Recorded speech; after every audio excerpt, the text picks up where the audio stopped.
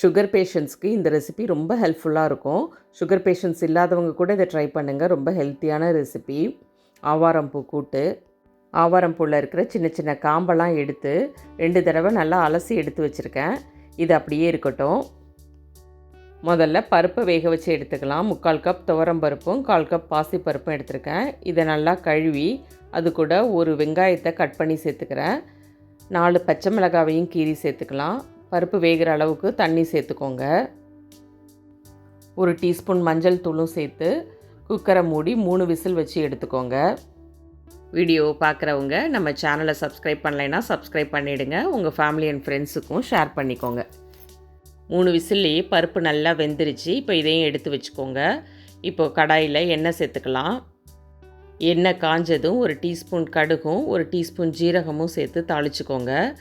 கடுகும் ஜீரகமும் பொரிஞ்சதும் ஒரே ஒரு வரமிளகாயை கிள்ளி சேர்த்துக்கோங்க. 1 கொத்து கருவேப்பிலை சேர்த்துக்கிறேன். அது கூட ஒரு கைப்பிடி பூண்டை தட்டி சேர்த்துக்கிறேன். பூண்டு நல்லா வதங்கட்டும். பூண்டு வதங்கின பிறகு 20 சின்ன வெங்காயத்தை பொடியாக கட் பண்ணி வச்சுருக்கேன். அதையும் இது கூட சேர்த்துக்கலாம். ஹெல்த்தி ரெசிபி நிறைய அப்லோட் பண்ணியிருக்கேன். அதோட லிங்க்கெல்லாம் டிஸ்கிரிப்ஷனில் கொடுக்குறேன். தேவைப்படுறவங்க செக் பண்ணி பாருங்கள். பூண்டு வெங்காயமும் நல்லா வதங்கின பிறகு 2 தக்காளியை கட் பண்ணி வச்சுருக்கேன். அதையும் சேர்த்து நல்லா வதக்கிக்கலாம்.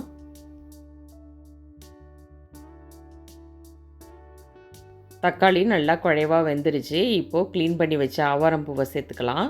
சேர்த்து நல்லா கலந்து விடுங்க. தண்ணி சேர்க்கறதுக்கு முன்னாடி 1 நிமிஷம் நல்லா வதக்கி விடுங்க. இதுலேயே நல்லா சுருண்டு வந்துடும். இப்போது நம்ம தேவையான அளவுக்கு உப்பு சேர்த்துக்கலாம்.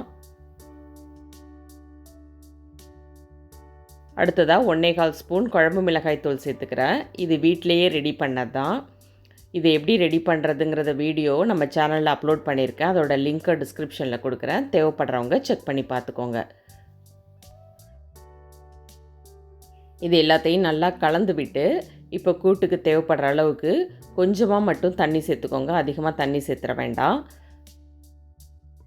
நான் 1 கப் அளவுக்கு சேர்த்துருக்கேன். ஏற்கனவே ஆவாரம்பூவை நல்லா வதக்கி விட்டதுனால 2 நிமிஷத்துலேயே பூ நல்லா வெந்துடும். வெந்ததுக்கு பிறகு நம்ம வேக வச்சு எடுத்து வச்ச பருப்பை இது கூட ஆட் பண்ணிக்கோங்க. துவரம்பருப்புக்கு பதிலாக பாசிப்பருப்பு மட்டும் சேர்த்து செஞ்சாலும் நல்லா டேஸ்ட்டாக இருக்கும். ட்ரை பண்ணி பாருங்கள். பருப்பு சேர்த்து நல்லா கலந்து விடுங்க. தேவைப்பட்டால் மட்டும் கொஞ்சமாக தண்ணி சேர்த்துக்கோங்க. பருப்பை நல்லா கலந்து விட்டு 1 நிமிஷம் மட்டும் கொதிக்க விட்டால் போதும். சூப்பர் டேஸ்டான ஹெல்த்தியான ஆவாரம்பூ கூட்டு ரெடி ஆகிடுச்சு. இந்த ஹெல்த்தியான ரெசிபியை உங்கள் வீட்லேயும் ட்ரை பண்ணி பார்த்துட்டு எப்படி இருந்ததுங்கிறத கமெண்ட்ஸில் கண்டிப்பாக ஷேர் பண்ணுங்கள். தேங்க்யூ.